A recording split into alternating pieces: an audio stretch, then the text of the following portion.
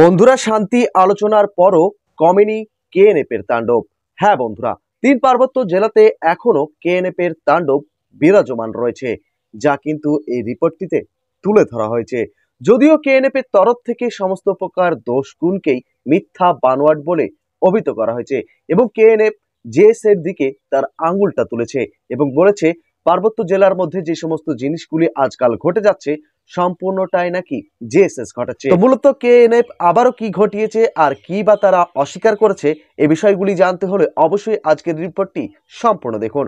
বন্ধুরা, রীতিমতো আপনারা সকলেই অবগত রয়েছেন যে তিন পার্বত্য জেলাতে কিন্তু পূর্বের ন্যায় অশান্তি এখন কিন্তু আমরা আর অতটা দেখতে পাচ্ছি না।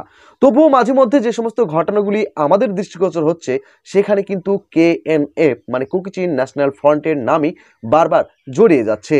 তো এই রিপোর্টটি একটু আপনারা দেখুন, তারপর আপনারাই বিচার বিশ্লেষণ করুন। সত্যি সত্যি কি শান্তি আলোচনাতে কেএনএফরা শুধরে গেছে, নাকি তারা পূর্বের ন্যায় এখনো তাদের কার্যক্রম চালু রেখেছে? আলোচনার পরও বান্দরবানে থামছে না চাঁদাবাজি, লুটপাট ও মারধরের ঘটনা। 4 মাসে 27টির চাঁদাবাজির ঘটনা ঘটেছে। সবশেষ রোয়াংছড়িতে এক কাঠ ব্যবসায়ীর উপর হামলা চালিয়ে 30,000 টাকা চাঁদা আদায়ের অভিযোগ উঠেছে কুকি-চিন ন্যাশনাল ফ্রন্ট কেএনএফ এর বিরুদ্ধে। তবে এই অভিযোগ অস্বীকার করেছে কেএনএফ।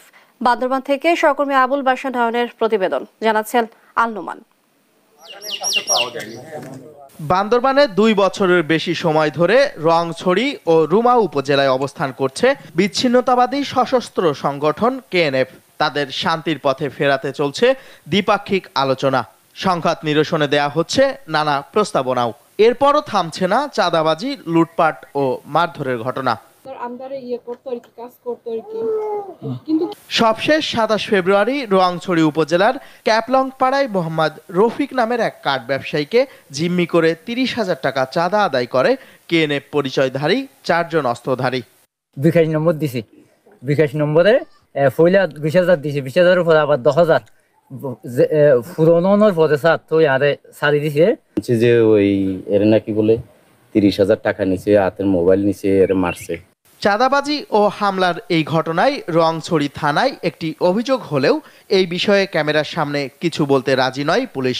এদিকে অভিযোগ অস্বীকার করে কেএনএফ বলছে একটি পক্ষ মিথ্যাচার করছে। আমাদের নাম খারাপ করার জন্য আপনার জেএসএস সন্ত্রাসী বিশেষ করে ওরা অনেক চেষ্টা করে যাচ্ছে। সেটা কিন্তু আপনার শুধু রুমাতে না, থানচিতে না, সম্পূর্ণ 3 পার্বত্য জেলায় কিন্তু ওরা কিন্তু চাঁদা তুলতেছে আমাদের কেএনএফ এর নামে। এত কিছুর পরও পাহাড়ের অধিবাসীরা চান স্থায়ী শান্তি প্রতিষ্ঠা হোক। শান্তি প্রতিষ্ঠা একদম হয় নাই সেটা বলবো না, কিছুটা ফলপ্রসূ হয়েছে। তবে আমরা চাই যেন এটা ফলপ্রসূ হয়, ভবিষ্যতে আমাদের স্বাভাবিক জীবনে আমরা যেন জীবনযাপন করতে পারি।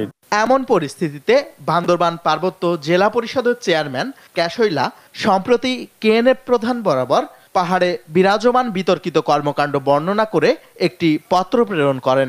গত বছরের 5 নভেম্বর রুমার মুনলাইপাড়ায় শান্তি প্রতিষ্ঠা কমিটির সমঝোতা বৈঠকে উভয় পক্ষের মধ্যে স্বাক্ষরিত সমঝোতা স্মারকে কেএনএফ প্রতিনিধিরা প্রতিশ্রুতি দেন ভবিষ্যতে কেএনএফ কোনো ধরনের সশস্ত্র কার্যক্রম চালাবে না। এই রিপোর্টটি দেখে আপনাদের কি মনে হচ্ছে বন্ধুরা? এটা কি আদত কেএনএফ এর তাণ্ডব, নাকি এর মধ্যে জেএসএসি জড়িত রয়েছে? তো যাই হোক, এই সামগ্রিক প্রাসঙ্গিক বিষয়টি নিয়ে যদি আপনাদের কোনো কিছু বলার থাকে অবশ্যই একটু কমেন্ট করে জানাতে ভুলবেন না যেন।